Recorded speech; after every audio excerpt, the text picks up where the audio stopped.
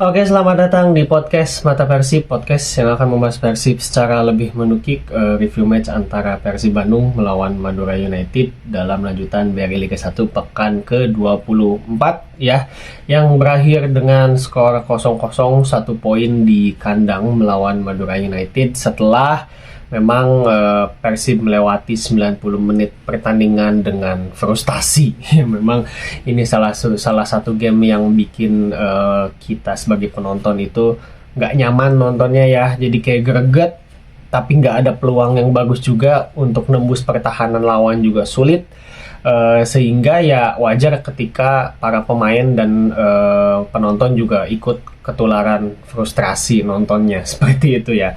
Dan Tyrone Delpino juga di akhir laga kita lihat dia sampai marah melempar botol di billboard bawah gitu untuk saking menunjukkan rasa frustrasinya atas game melawan Madura ini. Dan di pekan yang sama, Dewa United berhasil mengalahkan Persebaya Surabaya dengan skor 2-0 yang membuat saat ini posisi runner up ditikung sama Dewa dan Persib masih tetap ada di puncak klasemen dengan dengan selisih 8 poin. Saat ini Persib ada di puncak, masih di puncak dengan selisih yang lumayan besar ya, 8 poin. Walaupun ini udah mendekat gitu ya.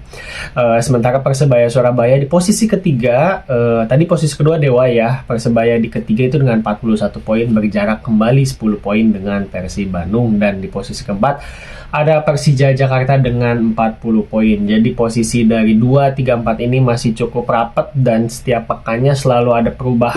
Kemarin Dewa turun, Surabaya naik.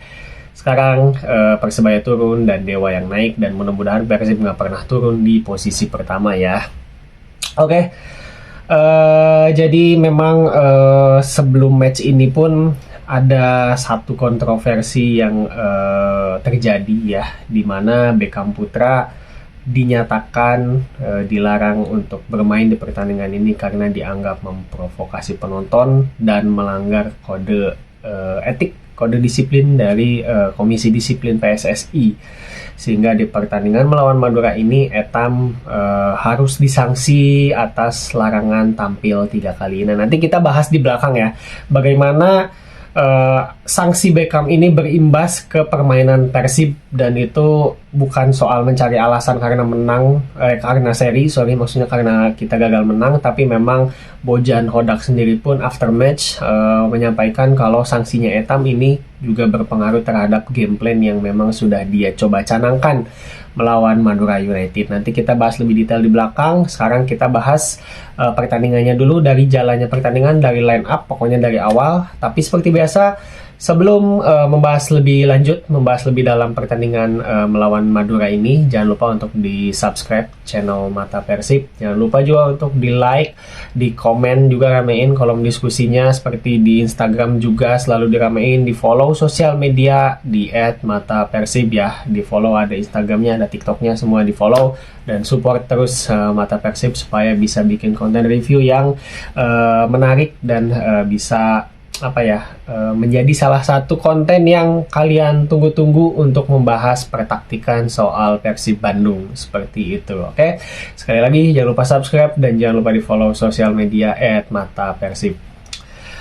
Oke, di pertandingan ini line up memang ada perubahan yang cukup signifikan. Yang pertama, kita tahu kalau Gustavo Franca memang tidak bisa bermain pada pertandingan kali ini dikarenakan akumulasi kartu kuning, 7 kartu kuning yang dia koleksi. Nah, menyusul juga duetnya dia, yaitu Nick Kuipers yang memang cedera dalam hamin beberapa pertandingan ya, beberapa hari sebelum pertandingan. Nick Kuipers juga dinyatakan ada cedera, dan Bojan Hodak tidak mengambil resiko untuk memainkan Nick, tapi Nick ada di bench. Sehingga line up Persib pada pertandingan melawan Madura ini, kiper di Kevin Ray Mendoza. Lalu duet backnya ini adalah duet back pertama yang ditampilkan oleh Bojan Hodak di musim ini, yaitu duet antara Kakang Rudianto dan Matteo Koecijan. Lalu di sisi kiri di fullback kiri ada Edo Febriansah, dan di fullback kanan ada Henhen Herdiana yang akhirnya kembali tampil sebagai starter karena kakangnya geser ke center back. Nah, sementara untuk double pivot di gelandang ada Mark Anthony Klopp dan Adam Alice seperti biasa, tidak ada perubahan. Dan untuk di gelandang serang, Ciro Alves di sayap kiri, Terno Del Pino di AM di gelandang serang area nomor 10, dan Robby Darwish ditempatkan di sayap kanan ternyata ya melawan Madura ini, serta David Da Silva sebagai striker di central forward. Persib tampil dengan formasi 4-2-3-1 seperti biasa. Sementara untuk Madura United juga ini yang memang dalam beberapa pertandingan terakhir ini penampilannya mulai bagus, secara hasil juga trennya udah mulai naik. Tampil dengan formasi 4-4-2 ya kalau dilihat dari di atas kertas gitu.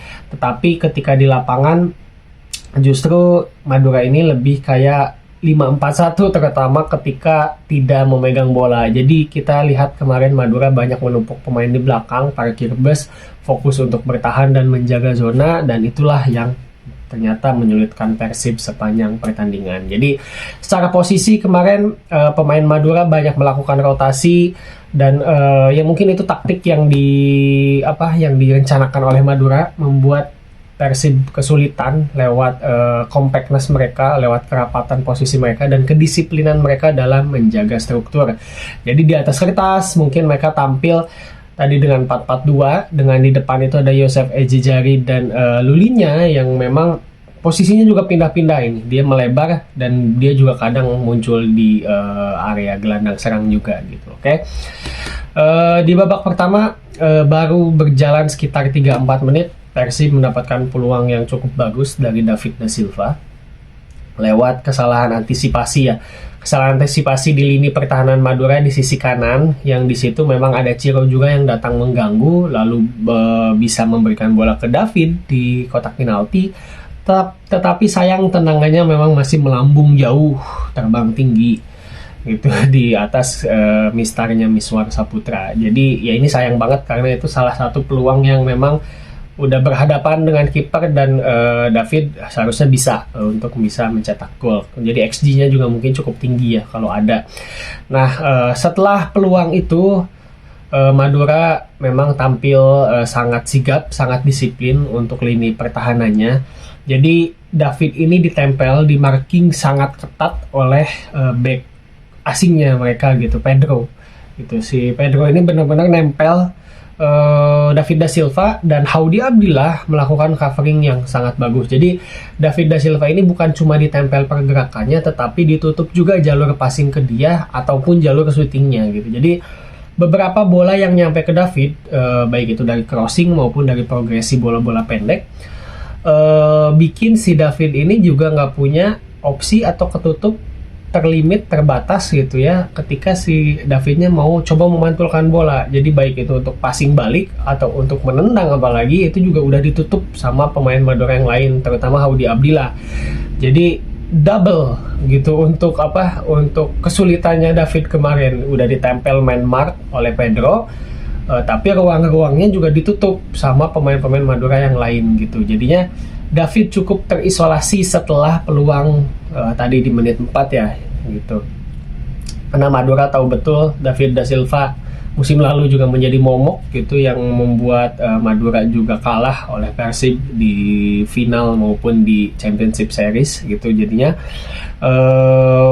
David benar-benar harus dijaga secara ketat gitu. Dan kita tahu kalau David Da Silva mobile, sering roaming ke belakang, melebar, jadi posisinya nggak stay di depan terus, tetapi tetap aja markingnya pemain-pemain Madura ini kemarin benar-benar sangat disiplin kepada David Da Silva, sehingga nyaris David jarang mendapatkan bola setelah mendapatkan peluang yang tadi gitu.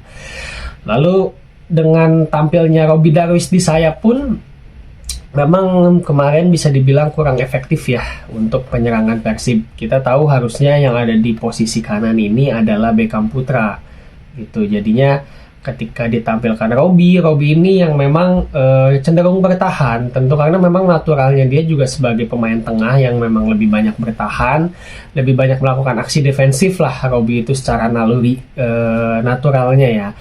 lalu kembali ditempatkan di sayap kanan seperti di beberapa pertandingan sebelumnya. Pertama dicoba itu pas lawan PSM Makassar ya, Robby ditempatkan di sayap kanan. Dan di sini ekspektasinya ketika Robby Darwish dipasang di sayap kanan adalah dia bisa bantu track back, bisa membantu menambah jumlah ketika Persib sedang di counter atau sedang diserang gitu. Jadi di belakang jadi ada 5 back lah ya istilahnya. Robby-nya jadi yang ada di back kanan dan hand-handnya yang agak merapat ke tengah. Jadi Persib secara struktur dengan adanya Robby Darwish bisa bermain 5 back ketika dalam posisi fase bertahan.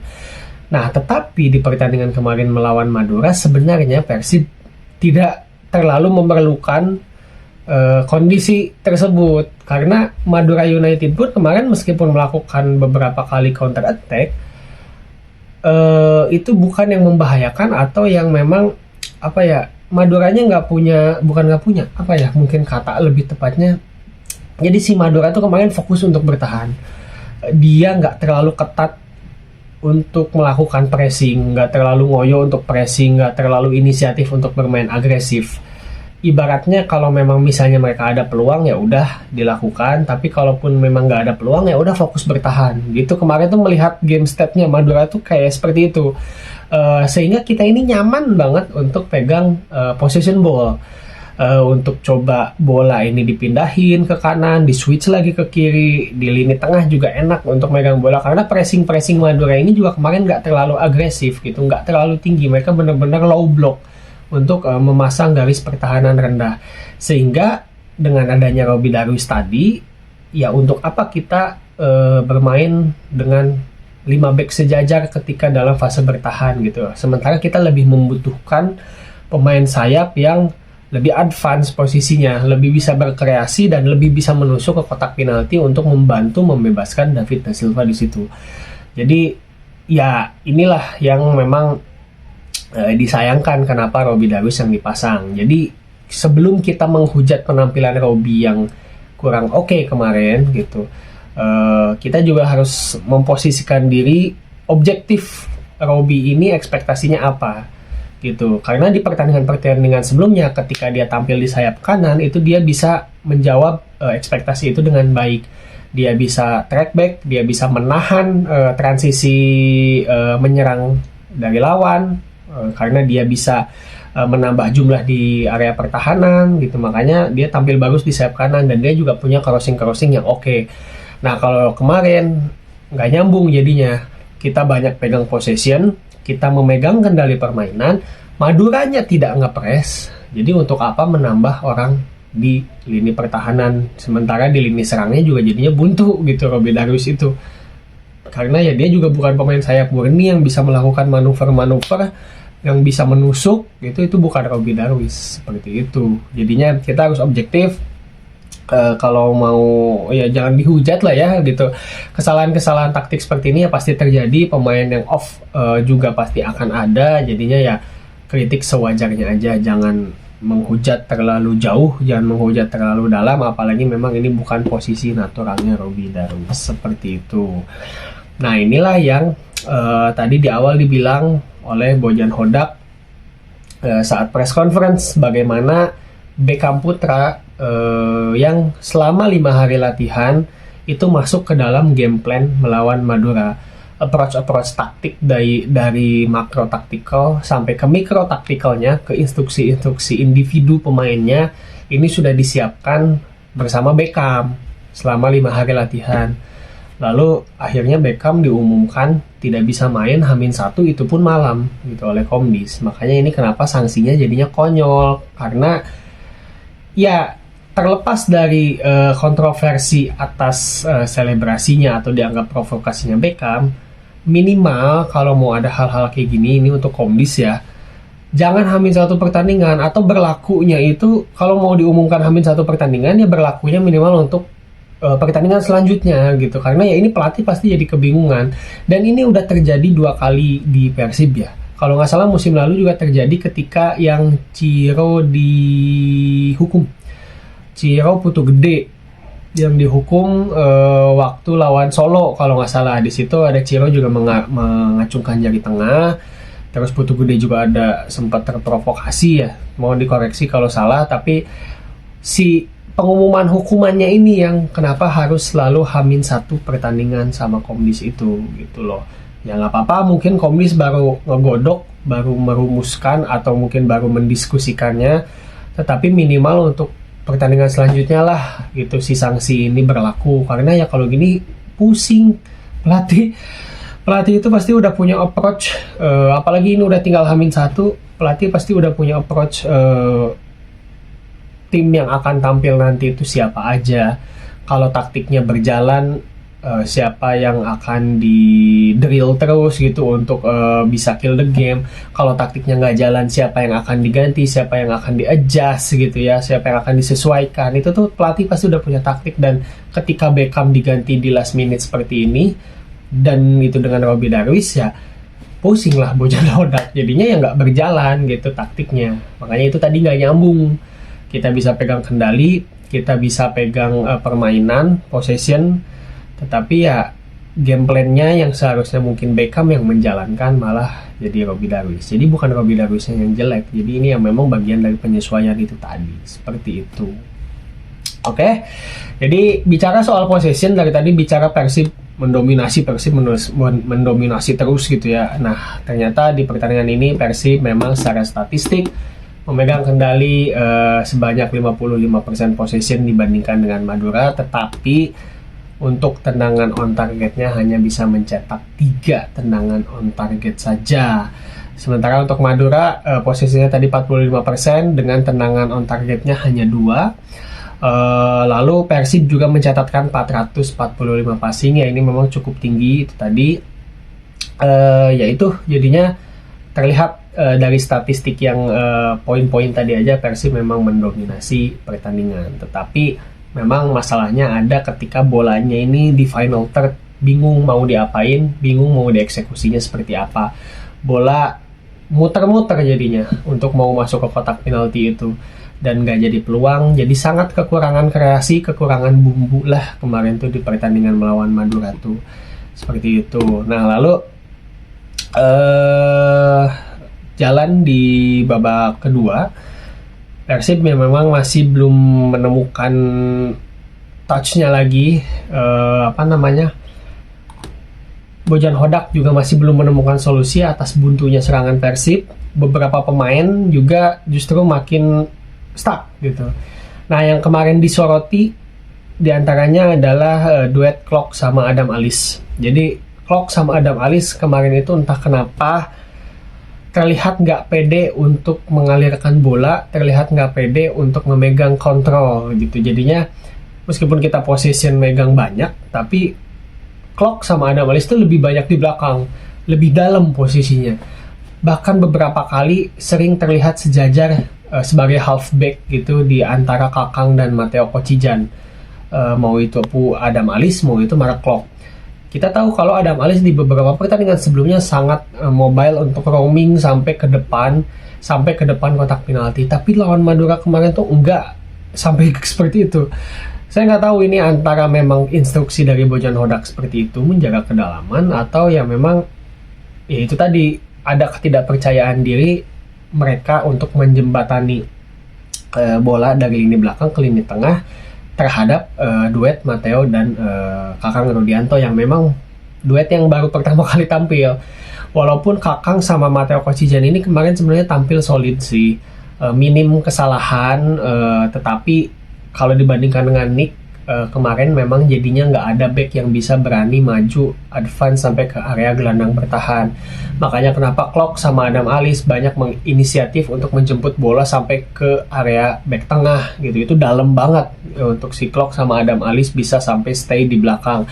Jadinya ada jarak antar lini yang lumayan dari area gelandang bertahan ke area depan.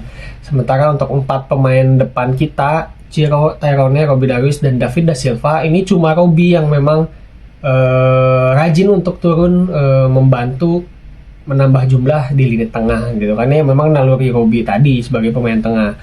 Jadinya Tyrone, Ciro, sama David da Silva di sana terisolasi. Ketika menyerang, Persib memang membentuk struktur 4-2-4 ya. Jadi Ciro, David da Silva, Terone dan Robby Darwish itu seperti sejajar di depan gitu. Terone yang agak ke half space kanan, David da Silva melebar ke half space kiri. Itu kadang rotasi juga sama Ciro Alves, Davidnya yang ada di area sayap melebar, Cironya yang menusuk ke tengah. Itu beberapa kali juga terlihat gantian. Itu juga salah satu upaya David untuk meloloskan diri dari man marking back-back Madura tadi yang sangat ketat. Nah, tetapi ya itu juga masih belum bisa menciptakan ruang dan peluang yang berbahaya untuk Madura United. Nah, ini PR yang masih belum bisa dipecahkan kemarin ya. Manuver Ciro stuck, nggak bisa melewati Koko Ari. Lalu Ciro juga ada di rotasi ke sayap kanan tukeran ya. Tetapi sama aja di kanan juga stuck oleh Taufik Hidayat. Jadinya buntu juga Ciro Alves untuk mengirimkan crossing. Susah untuk dia bisa melebar dan mengirimkan crossing, itu susah juga ketika dipindahin ke sayap kanan. Ada satu mungkin bola yang dicip sama Ciro Alves yang masuk ke kotak penalti, tapi itu pun David da Silva, itu tadi yang kita bahas di awal ya, bukan cuma ruangnya yang dijaga ketat, tapi celah dia untuk syutingnya juga diantisipasi, di cover sama pemain Madura. Jadi David ini bisa dijaga oleh dua pemain langsung. Dan Madura di babak kedua benar-benar bertahan total, sesekali maju untuk memanfaatkan counter attack yaitu, tapi tidak dengan intensitas yang tinggi, tidak dengan agresivitas. Jadi ya memang memanfaatkan peluang aja. Kalau memang bisa Persib melakukan kesalahan, dia akan manfaatkan. Kalau enggak ya udah gitu. Madura nggak terlalu banyak inisiatif untuk coba memegang kendali permainan atau mengambil alih anginnya dari Persib Bandung, enggak gitu. Jadi Madura benar-benar fokus untuk bisa menjaga zona, menjaga struktur, disiplin, dan nggak banyak ini juga ya, nggak banyak bermain keras gitu Madura tuh. Makanya itu yang bikin frustrasi karena rapat jadinya, jadi susah banget untuk menembus Madura. Dan di sini kredit juga mungkin ya untuk Jody Herman, pemain dari Madura, gelandang bertahan dia yang memang ada kesana kemari untuk bantu cover sana sini. Lalu di depan juga ada Yosef Ezejari yang masuk di putaran kedua, yang ternyata sangat berpengaruh ya terhadap lini serang Madura yang sebelumnya sangat mengandalkan Lulinya di putaran pertama. Di putaran kedua ini kombinasi-kombinasi yang dilakukan sama Yosef ini berbahaya. Bahkan Yosef juga ada peluang yang dia dari umpan-umpan pendek kombinasi pemain Persib pada lengah dan Yosef bisa masuk, tapi untungnya bolanya masih bisa diselamatkan oleh Kevin Mendoza gitu. Jadi kalau mau kita rekap peluang-peluang Persib yang terjadi ke gawang Madura, itu semuanya juga dimentahkan sama Miswar Saputra ya. Mulai dari Tyrone Delpino di babak pertama yang tendangan dari luar kotak penalti setelah menerima umpan direct dari David da Silva. Lalu tendangan Ciro Alves juga dari luar kotak penalti, dan tendangan sehadinya. Pokoknya ada 3 yang on target. Nanti tolong ditambahkan aja peluang yang kemarin satu lagi itu siapa, tapi seingat saya itu pun peluangnya dari luar kotak penalti gitu. Makanya Persib kemarin kesulitan untuk mendapatkan ruang tembak di kotak penalti karena ya Maduranya menumpuk banyak pemain di situ dan Persib tidak bisa memecah struktur Madura gitu. Beda saat kemarin di pekan sebelumnya melawan Persija. Persija juga awalnya bermain numpuk kayak gini ya. Secara struktur juga rapat dan disiplin, tetapi Persib berhasil merenggangkan struktur Persija itu sehingga mendapatkan ruang, tetapi kemarin waktu lawan Madura tidak berhasil seperti itu.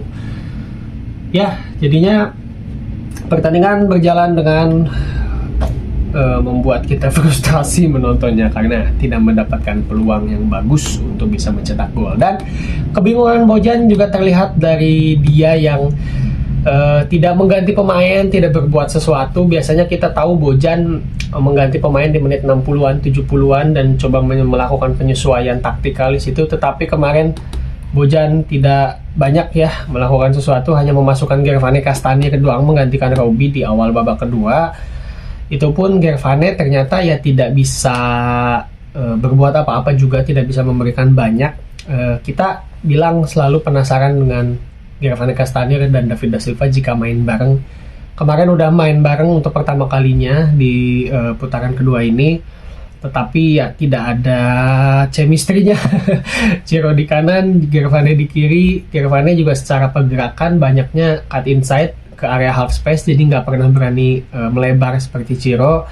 Mungkin instruksinya juga seperti itu, tetapi ketika dia masuk ke area half space itu juga posisinya kayak banyak tabrakan juga sama David, jadinya nggak banyak peluang juga yang bisa diciptakan sama Gervane Castagna gitu. Jadi mereka kemarin bukan bermain duet, tapi ya tetap di lini depannya ini ada 3 pemain menyerang dari Persib gitu. Jadi Persib dengan adanya Castagna kemarin nggak jadi bermain 4-4-2 juga gitu, karena memang di tengah ya Klok sama Adam Alis yang tetap stay deep, nggak banyak maju ke depan. Bahkan ada momen di babak kedua di mana Klok membawa bola sendiri, dribble itu dari belakang dribble sampai ke depan, itu sampai kayak capek gitu, jadi mudah untuk mengantisipasi pergerakan Klok itu, karena biasanya Klok kalaupun coba drive ke depan ke area kotak penalti itu starting larinya itu bukan dari belakang tapi dari tengah. Jadi biasanya pergerakan Klok itu kan kayak udah khas banget ya, lurus lari sendiri, terus ketika ruangnya udah kebuka dia kasih ke Ciro Alves, ke David da Silva. Nah ini kemarin karena dia larinya dari belakang lumayan jauh, jadi nanya bolanya juga nggak kemana-mana seperti itu. Dan kemarin catatan lagi yaitu Matteo Kocijan baru mulai bantu-bantu build up itu sekitar menit 80-an ke atas ya. Di menit 80-an ke bawah Matteo sama Kakang juga banyak jaganya di bawah aja, nggak terlalu sering naik. Jadi kemarin baru terlihat Matteo mulai dribble menggiring bola sampai ke area tengah tuh ya di menit 80-an ke atas untuk bisa bantu seperti Nick yang biasa Nick lakukan gitu ya. Jadi gitulah intinya permainan Persib kemarin. Secara game stat, game plan tidak berjalan dengan baik. Salah satunya imbas dari sanksinya Beckham gitu. Kita bahas lebih lanjut ya mengenai sanksinya Beckham. Jadi di hari H ini memang ketika Beckham tidak masuk ke dalam DSP, banyak sekali pertanyaan Beckham kemana. Ada yang bilang Beckham cedera lah apalah, tapi tentu informasi yang paling valid adalah informasi di webnya LIB. Di situ memang tertera dengan sangat jelas kalau Beckham dilarang bermain menurut surat sekian, melanggar kode disiplin terkait memprovokasi penonton dalam pertandingan melawan Persija Jakarta tanggal 16 Februari 2025, sehingga Beckham disanksi 75 juta rupiah serta larangan 3 kali bertanding gitu. Jadinya ini yang tadi kita soroti, terlepas dari sanksi yang terjadi itu juga udah kontroversi banget. Kenapa harus berlakunya besoknya gitu? Minimal berlakunya harus di pertandingan selanjutnya, karena pelatih sudah punya game plan yang dilatih selama 5 hari dengan Beckham, baik secara makro taktik maupun mikro taktiknya semua udah, approach-nya melawan Madura itu udah dengan Beckham. Jadi di tiap game, tiap pekan lawan tim A, tim B, tim C, pelatih itu pasti punya approach yang berbeda-beda. Kita nggak bisa cuma lihat di atas kertas, oh kemarin lawan Persija 4-2-3-1, lawan Madura 4-2-3-1, Beckham nggak ada ya ganti lagi lah sama sayap yang lain. Nggak bisa kayak gitu.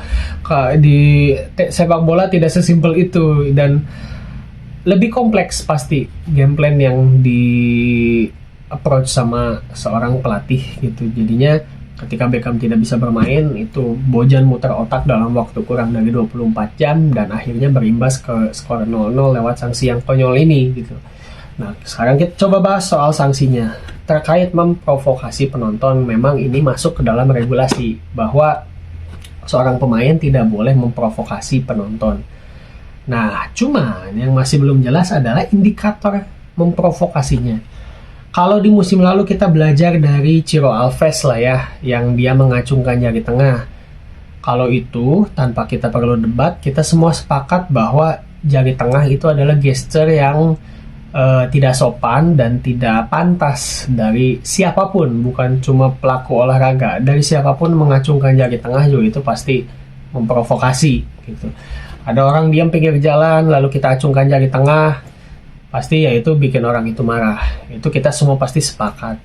Kalau Ciro Alves suka atau tidak suka, memang kemarin dihukum karena mengacungkan jari tengah.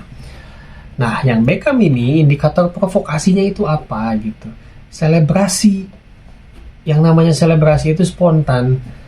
Apalagi di game yang dengan tensi yang panas seperti kemarin melawan Persija Jakarta, yang mencetak gol itu memang David da Silva, tetapi Beckham juga punya andil besar dalam mengirimkan assist kepada David da Silva.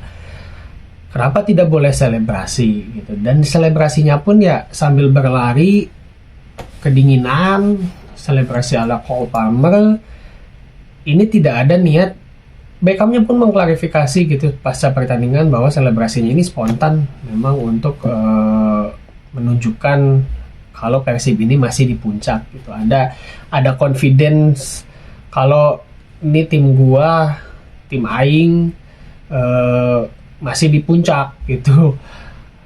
Kenapa bisa terprovokasi dengan hal tersebut gitu? Kecuali memang Beckham terang-terangan mengacungkan jari tengah saat selebrasi, terang-terangan menunjuk salah satu penonton, salah satu tribun, nunjuk marah-marah ke situ atau gimana, yang memang mengatakan sesuatu terhadap penonton, itu mungkin baru termasuk provokasi. Nah ini kan enggak gitu, sambil lari-lari dan itu enggak spesifik ke siapapun.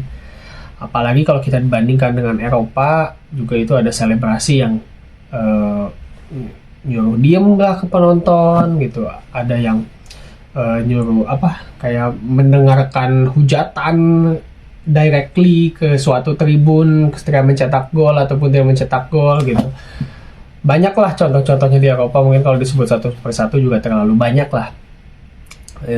Itu yang memang selebrasi yang diniatkan direct ke penonton aja ya tidak disebut provokasi gitu kan. Indikatornya ini terlalu bias lah ya untuk provokasi ini seperti apa, seperti itu. Tetapi ya memang dari manajemen sudah melakukan banding ketika hukuman ini keluar, dan kita tunggu aja hasilnya. Mudah-mudahan hasil yang terbaik, Beckham bisa tampil.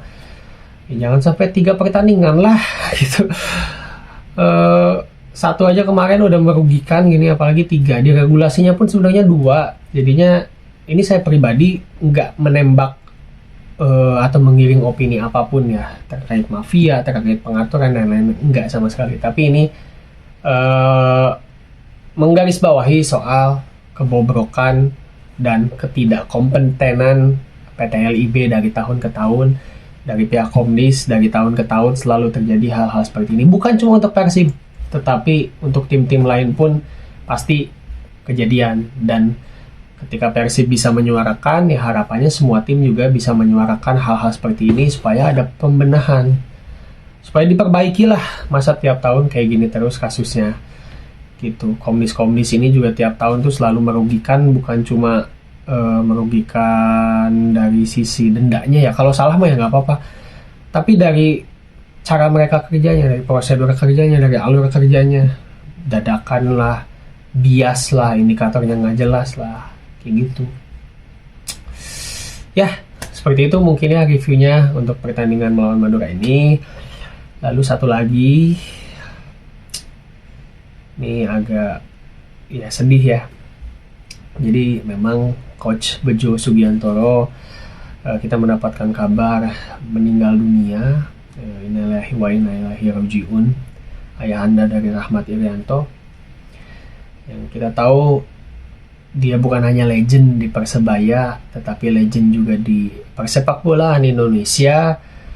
Dan bisa dibilang dalam tanda kutip legend juga untuk Persib Bandung, karena menjadi salah satu figur di balik layar yang memuluskan juga atau melancarkan Rahmat Irianto bisa masuk ke Persib Bandung ya. Beliau meninggal dalam keadaan memang terkena serangan jantung, kolaps setelah berolahraga. Kita mengucapkan belasungkawa yang sedalam-dalamnya untuk Coach Bejo Sugiantoro, turut berduka cita untuk Mas Rahmat Irianto, Mas Rian beserta keluarga ya. Mudah-mudahan dikuatkan, dan untuk Coach Bejo amalannya diterima oleh Allah Subhanahu wa taala, ditempatkan di tempat yang terbaik gitu ya. Dan di musim ini Persib Bandung memang menjadi musim yang berat lah ya. Pertama, kita menghadapi cedera yang tidak ringan, mulai dari Febri Haryadi di awal musim. Musimnya bisa dibilang hampir berakhir ya ketika dia cedera panjang. Jadi dianggap kalau Bojan Hodak waktu itu mengatakan ya musimnya Febri ya bisa selesai gitu dengan cederanya. Walaupun sekarang alhamdulillah ada progres yang baik dari Febri dan sudah mulai latihan. Lalu tidak lama Rezaldi Hehanusa yang menjadi andalan kita juga lama tidak main dan mungkin untuk musim ini juga skip. Kita nggak tahu kondisinya saat ini seperti apa, dan kalaupun bisa main ya udah nggak akan bisa di level yang seperti di musim lalu, jadi harus di restart itu untuk cederanya Rezaldi. Lalu Dimas Derajat juga sampai saat ini masih cedera yang panjang. Nggak lama berselang kita juga dikasih ujian dengan Deddy Kusnandar yang cedera parah juga, selesai juga musimnya. Lalu ketika Persib udah mulai stabil lagi, Rahmat Irianto diuji lagi dengan cedera ACL yang membuat musimnya juga berakhir. Nggak lama kita juga kehilangan dokter tim kita, Dokter Raffi, secara mendadak, meninggal dunia juga. Dan pada akhirnya kemarin Coach Bejo juga meninggalkan kita semua. Ini memang ujian banget untuk Persib ya, khususnya maksudnya ujian untuk kita semua, khususnya juga untuk Persib. Persib kehilangan banyak di musim ini, jadinya akan sangat mahal jika bisa kita bayar dengan back to back juara ya. Kalau kita bisa back to back juara ya tentu ini untuk mereka semua gitu, untuk orang-orang yang sudah berjuang untuk Persib, bukan cuma untuk pemain tapi ofisial tadi, untuk seluruh elemen-elemen yang ada di klub sampai ke kita semua sebagai bobotoh, sebagai supporter gitu. Akan lebih meaningful lah ya kalau nanti juara itu pasti akan lebih wah gitu. Makanya kalau saya pribadi sudah bertekad untuk semoga Persib juara di musim ini. Ini sedih. Kalau sebelumnya kayak masih coba stay humble untuk kayak ayo gitu, santai dulu, jangan dulu ngomongin juara. Tapi dengan sudah banyaknya Persib musim ini ujiannya, sekarang juga ujian Beckham disanksi juga salah satu ujiannya gitu ya. Ya mudah-mudahan bisa benar-benar meraih juara karena bakalan sangat pecah gitu lah ya. Dan ini juga bisa menjadi musim pertama kita juara dengan sistem liga yang selama ini mungkin diragukan banyak orang kalau Persib juaranya hanya di sistem ketika ada knockout gitu. Sekarang ini pembuktian kalau kita bisa juara di sistem liga seperti itu. Oke. Sekian dulu untuk podcast kali ini. Mohon maaf kalau ada salah-salah kata, mohon maaf kalau ada ucapan yang keliru, mohon dikoreksi ya kalau ada apa-apa di kolom komentar. Jangan lupa di subscribe channel Mata Persib. Jangan lupa untuk di follow juga sosial media di @matapersib. Kita ketemu lagi di review match selanjutnya. Assalamualaikum warahmatullahi wabarakatuh. Hidup Persib.